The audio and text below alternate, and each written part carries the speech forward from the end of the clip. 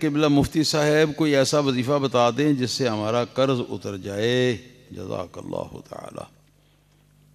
لو جی، یہ اب وظیفہ پوچھا جا رہا ہے قرض اتارنے کے لیے، تو حدیث پاک کے اندر ہے کہ قرض جو ہے وہ اگر سمندر کے جھاگ کے جو چھوٹے چھوٹے سیلز ہیں ان کے برابر بھی ہو، ان کی تعداد کے برابر، یا ریت کے ذروں کے برابر کیوں نہ ہو، یہ وظیفہ پڑھنے سے اللہ تعالیٰ کے فضل و کرم سے قرض اتر جاتا ہے۔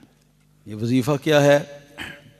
اللہم اکفنا، اللہم اکفنا بحلالک عن حرامک واغننا بفضلک عمن سواک، واغننا بفضلک عمن سواک۔ یہ وظیفہ ہے، حضور سرکار دو عالم صلی اللہ تعالی علیہ وسلم کا ارشاد فرمودہ بتایا ہوا یہ وظیفہ ہے۔